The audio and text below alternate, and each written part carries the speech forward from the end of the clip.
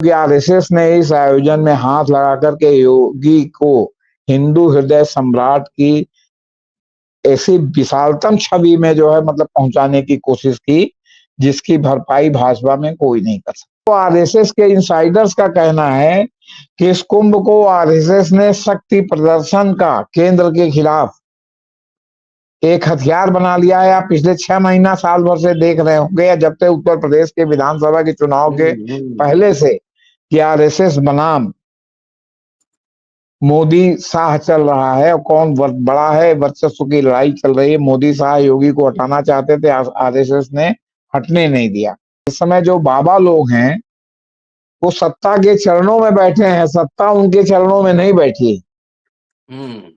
क्योंकि जो उनके चरणों में नहीं बैठते उनके यहाँ जाते ही नहीं है। जैसे शंकराचार्य हैं, ना वो निश्चलानंद के यहाँ जाते हैं, ना वो जो है मुक्तेश्वरानंद के यहाँ जाते हैं। संघ की ये चाहना है, मानने से ज्यादा हम चाहना कह रहे हैं, कि वो कहें कि कौन हिंदू है तो वो हिंदू है, कहें कि हिंदू नहीं है, तनखैया है तो तनखैया घोषित हो जाए।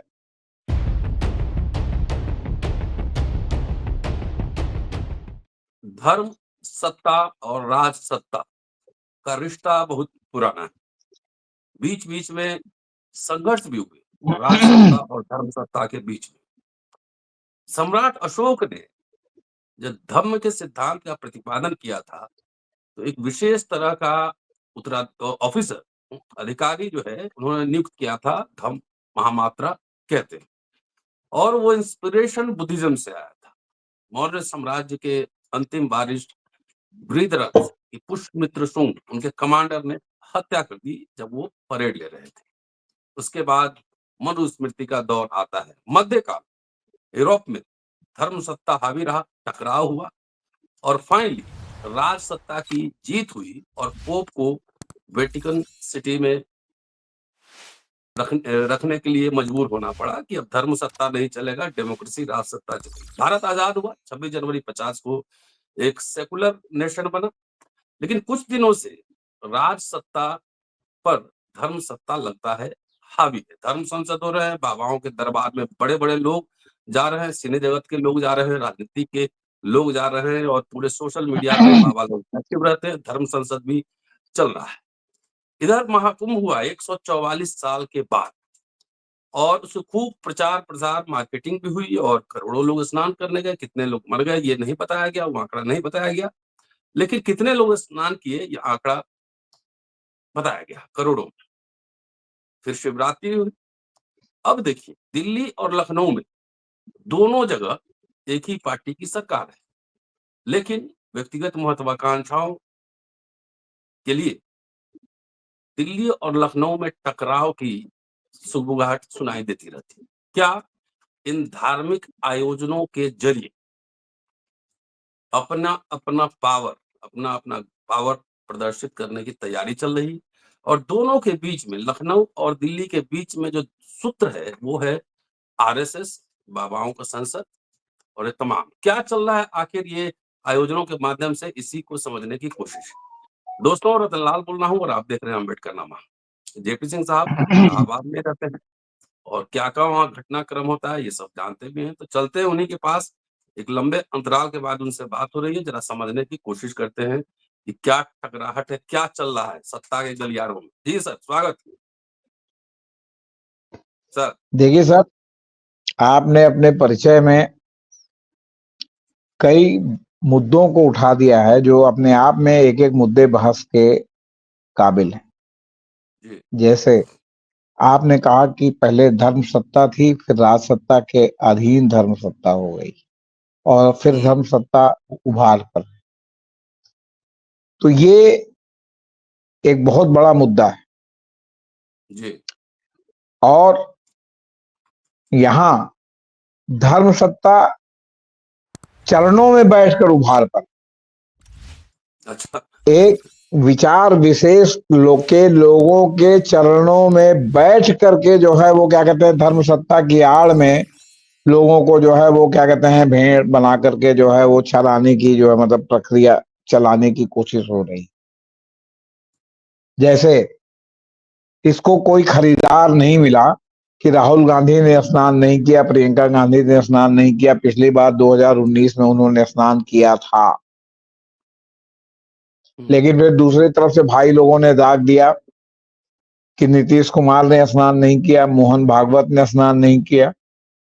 तो इसलिए अब ये मतलब ये एक मामला है। मतलब कहने का मतलब ये है कि बहुत पहले से ये बात उठती रही है कि संघ की का ये मानना है या संघ की ये चाहना है, मानने से ज्यादा हम चाहना कह रहे हैं, कि वो कहें कि कौन हिंदू है तो वो हिंदू है, कहें कि हिंदू नहीं है, तनखैया है तो तनखैया घोषित हो जाए। अब देखिए, पोप की सत्ता थी, हट गई, वहां राज सत्ता है और पोप एक जगह रहने के लिए विवश हो गए। लेकिन ये वही लोग पोप हैं जो गैलीलियो और अरस्तू और ऐसे लोगों का विरोध करते रहे, जिन्होंने कहा कि दुनिया गोल है और जो है पृथ्वी सूर्य का चक्कर लगाती है, सूर्य पृथ्वी का चक्कर नहीं लगाता है। और अंत में आज वही प्रमाणित हो गया कि जो है क्या कहते हैं, मतलब पृथ्वी ही सूर्य का चक्कर लगाती है, सूर्य पृथ्वी का चक्कर नहीं लगाता। लेकिन उस समय उसी के लिए उनको दंडित किया गया। तो पोप का एक ऐसा जमाना भी हम लोगों ने देखा है। अब अभी जैसे स्नान में कि राहुल गांधी प्रियंका गांधी नहीं आए, तो ये कहने की बात हो गई। लेकिन भाई लोगों ने जवाबी कीर्तन कर दिया कि मोहन भागवत और नीतीश कुमार क्यों नहीं आए, न्यायपालिका के justice Sanjeev Khanna and company क्यों नहीं आए, जो मंदिर मंदिर दर्शन करते हुए चलते हैं चंद्रचूड़ साहब वो क्यों नहीं आए। वो तो मंदिर मंदिर दर्शन करते चलते हैं। गोगोई साहब मंदिर मंदिर दर्शन करते चलते हैं, भाजपा के सांसद हैं, उनकी तस्वीर भी नहीं दिखाई पड़ी। तो कहने का हेमंत मतलब है कि शर्मा जब ये आपका अयोध्या आंदोलन चल रहा था, तो केवल एक कथित शंकराचार्य जो विवादास्पद थे, जिनको कालांतर में कोर्ट के आदेश से हटा दिया गया कि वो शंकराचार्य नहीं है, स्वामी वासुदेवानंद सरस्वती, वही बीएचपी के मंच पर जाके अशोक सिंघल के चरणों में बैठते। ये नहीं था कि वो ऊंची कुर्सी पर बैठे और अशोक सिंघल नीचे बैठे। तो एकदम ये सेम टू सेम स्थिति है। इस समय जो बाबा लोग हैं वो सत्ता के चरणों में बैठे हैं, सत्ता उनके चरणों में नहीं बैठी। क्योंकि जो उनके चरणों में नहीं बैठते उनके यहाँ जाते ही नहीं है। जैसे शंकराचार्य हैं, ना वो निश्चलानंद के यहाँ जाते हैं, ना वो जो है अभी मुक्तेश्वरानंद के यहाँ जाते हैं। वो जाते हैं आपके क्या कहते हैं जूना अखाड़े में। अखाड़ा उनको शंकराचार्य ने बनाया है, लेकिन जूना अखाड़े से लेके तमाम अखाड़े के लोग सरकार को क्लीन चिट दे रहे हैं, गंगा के पानी को क्लीन चिट दे रहे हैं। ये सब भी साथ ही साथ कहानी चल रही है। अब यहाँ मामला जो हम लोगों ने बहस शुरू की है वो ये है कि इसी के बहाने दिल्ली और लखनऊ में भी खींचतान दिख रही है, चल रही है, पर्दे के पीछे चल रही है, पर्दे के सामने चल रही। इनसाइडर्स का भी कहना है और जो संघ परिवार से जुड़े लोग हैं वो भी आप द रिकॉर्ड कह रहे हैं। अब क्या कह रहे हैं, सबसे पहले तो मैं आपको एक सत्य बताना चाहता हूं जी। पौष पूर्णिमा से माघी पूर्णिमा तक ही माघ का जो है वो कल्पवास का महत्व है। और ये कल्पवास कब से शुरू हुआ, ये हर्षवर्धन के समय से नहीं, उसके पहले से होना। और वो भी संगम की रेती पर, जो जमुना और गंगा का दोआब है उसकी रेती पर कल्पवास होता है। अब तो कल्पवास इन्होंने पूरे मेला क्षेत्र में चतुर्दिक कर दिया है। पहले था वो दोआब में होगा, 3 बार नहाना पड़ता था संगम में। अब तो सब मतलब आधुनिक संदर्भ में काफी चीजें बदल गई। और माघी पूर्णिमा के बाद शिवरात्रि तक मेला इसलिए रखा जाता था ताकि माघी पूर्णिमा से शिवरात्रि के बीच में मेले को समेटा जा सके। तो उसको उसी में रखा जाता था। दूसरी बात, जैसे आपने तैयारी कई महीने पहले से शुरू की, वैसे समापन में भी जो है वो 30 मार्च तक का मूलतः समय है। और गंगा दशहरा के पहले सारे पीपे के पुल को तोड़ के पीपों को जो है वो कहीं ले जाके बांधने की व्यवस्था है, कहीं बाहर भेजने की व्यवस्था है, ताकि बाढ़ में पीपे बह न जाएं। और बाढ़ में अगर पीपे बहते हैं, गंगा दशहरा के बाद माना जाता है कि बाढ़ आएगी, 10 जून उसका एक टारगेटेड डेट है। तो अगर बह जाते हैं तो जो पीडब्ल्यूडी का जिम्मेदार इंजीनियर, जूनियर इंजीनियर होता है, उसके खिलाफ दंडात्मक कार्रवाई होती है। उसके पहले चक्कर प्लेट हटना ही भाई, जो आपने जो है 12 बीघा में या कितने में भी, या 4,000 हेक्टेयर में जो आपने सब चक्कर प्लेट तमाम सड़कों पर बिछाई हैं, जो सब कच्चे सड़क पर चक्कर प्लेट बिछाते हैं तभी उस पर गाड़ी चलती है, वो सब चक्कर प्लेट भी हटता है, सारे बिजली के खंभे हटते हैं, जितनी पाइपलाइन, सीवर लाइन, सीवर का जो सीट है, वो सब कुछ हट निकाल लिया जाता है। कोई चीज उसके साथ समाप्त नहीं होता। वो जो मेले के जी ठेकेदार हैं उसको निकाल लेते हैं, फिर दूसरे मेले में काम आता है। जो कुछ टूट गया, कुछ डैमेज हो गया, कुछ बाकी सही सलामत निकलता है। तो कहने का मतलब है कि ये इसके लिए था। ये पहली बार है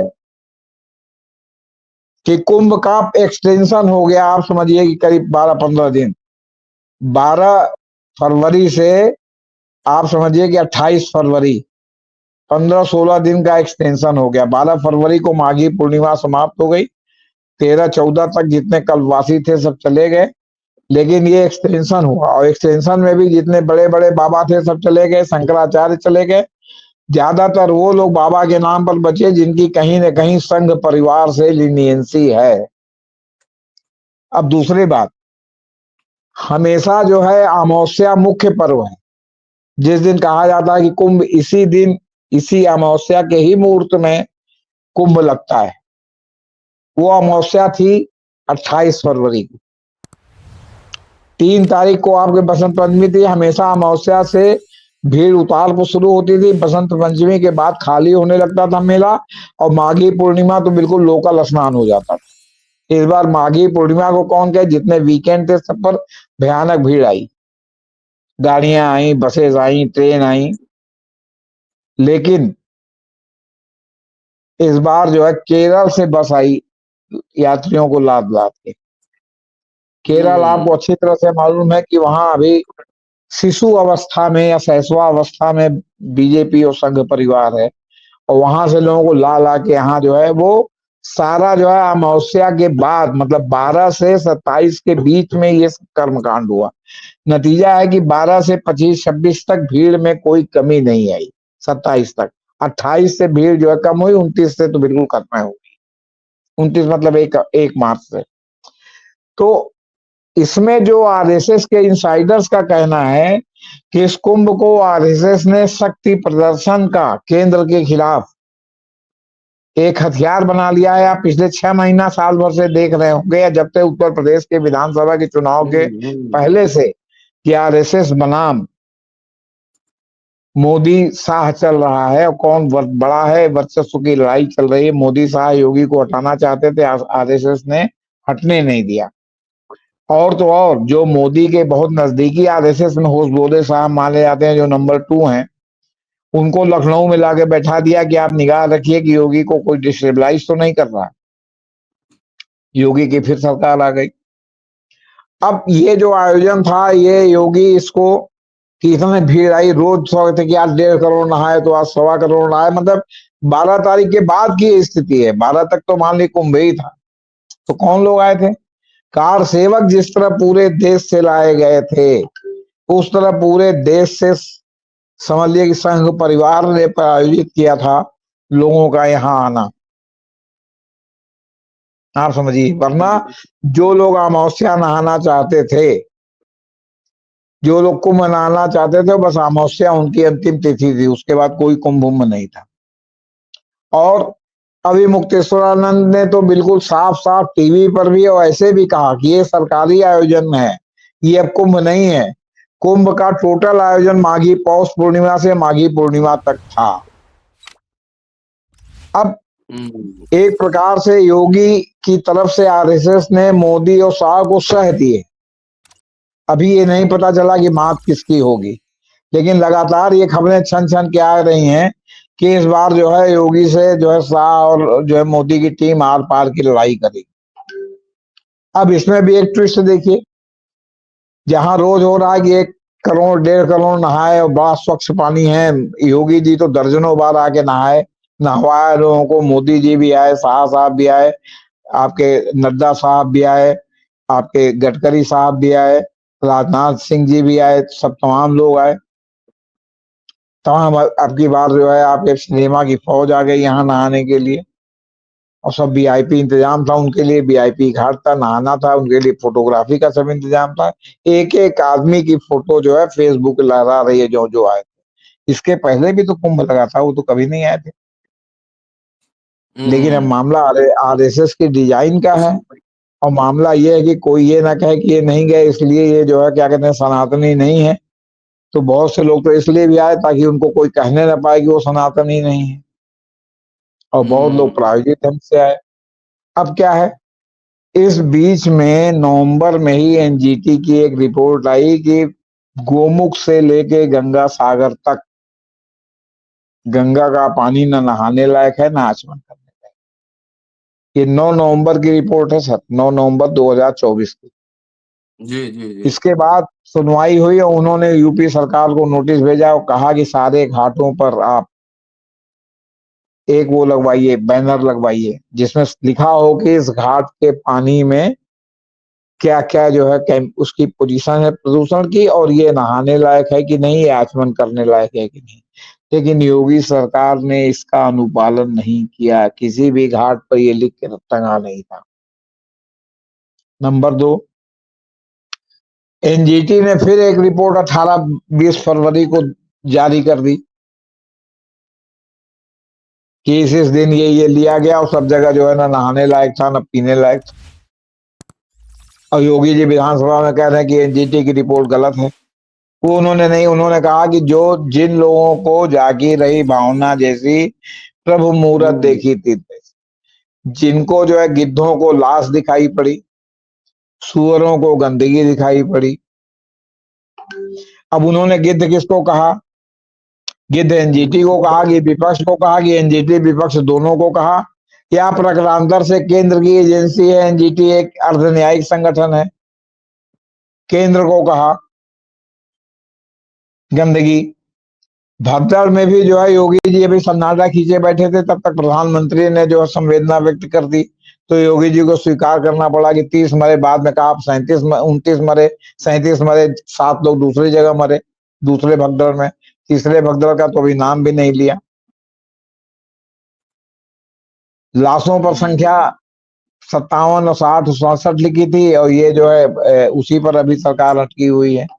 और टोटल मामला जो इन्होंने एक जेबी टाइप का न्यायिक आयोग बना दिया है, उसके ऊपर है आपके जो है पुलिस के जो है यहाँ सबसे बड़े आला अधिकारी हैं उत्तर प्रदेश के, वो कह रहे हैं कि न्यायिक आयोग बना हुआ है, वो जैसे ही रिपोर्ट देगा उसके अनुसार देखा जाए कौन दोषी है, नहीं है, क्या नहीं है। अभी से उसका रिजल्ट घोषित है कि वो बिल्कुल सरकार को क्लीन चिट देगी कि कुछ नहीं हुआ।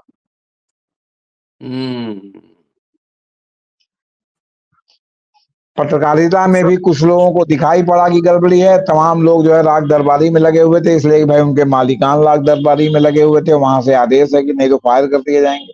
और ये विडंबना है कि जितने लोग असली कवरेज करने वाले थे, उनसे कई सैकड़ा ज्यादा फर्जी कवरेज वाले थे। मैंने यूट्यूबर भी पत्रकार बन के जो है पत्रकार दीर्घा में मौजूद रहते थे। ये स्थिति थी कि जब योगी जी धन्यवाद ज्ञापित करने आए और पत्रकारों को उन्होंने संबोधित किया, तो जो एक झोले में जो है गिफ्ट बांटा गया, जिसमें 1 किलो जो है हल्दीराम का जो है वो था, पापड़ी थी, और महिलाओं के पहनने के लिए सलवार सूट था। एक जो है उत्तर प्रदेश सरकार की डायरी थी, इसी तरह कुछ था। उसके बाद स्वल्पाहार के लिए कहा गया, तो स्वल्पाहार में शुद्ध स्वल्पाहार था, उसके लिए भाई लोग एक दूसरे के सर पर चढ़ करके स्वल्पाहार की लूट मची थी। और उन्होंने बिना किसी सवाल का जवाब दिए, सवाल पूछने का मौका नहीं दिया, अपनी ओर से जो कहा। और बहन जी की भी यही स्टाइल थी कि वो प्रेस कॉन्फ्रेंस करती थी तो अपनी ओर से जो कहना होता था क्या कि तुरंत उठ के भीतर चल जाती, हट जाती थी, मतलब एक सवाल का जवाब नहीं। तो सवाल पूछने ही नहीं दिया कि कोई पूछे कि ये जो है गंगा गंदे पानी अधिकारी की क्या जिम्मेदारी। सभी अधिकारी उसके बाद गंगा में स्नान करके अपनी अपनी पीठ थपथपवा रहे हैं और फोटो डलवाए हैं फेसबुक पर, यूट्यूब पर, कि अधिकारियों ने जो है धन्यवाद ज्ञापित किया, गंगा जी के प्रति आभार व्यक्त किया कि सकुशल मेला संपन्न हो गया। मतलब सैकड़ों लोगों के मरने से लेके 37 लोग, अगर एक आदमी मरा तो मरा, 37 भी मरे तो ये कम नहीं है। बाकी तो विवाद का विषय कितने लोग मरे और कितने लोग इलाहाबाद आते समय स्नान के लिए और इलाहाबाद से स्नान करके जाते समय इनकी संख्या भी सैकड़ों में है। आपसे बता रहे कोई सड़क ऐसी नहीं है जिस पर एक्सीडेंट ना हुआ हो जिसमें 4 लोग 10 लोग 3 लोग 5 लोग मरे ना हो। आपसे बता या तो नहाते समय आते समय या नहा के जाते समय।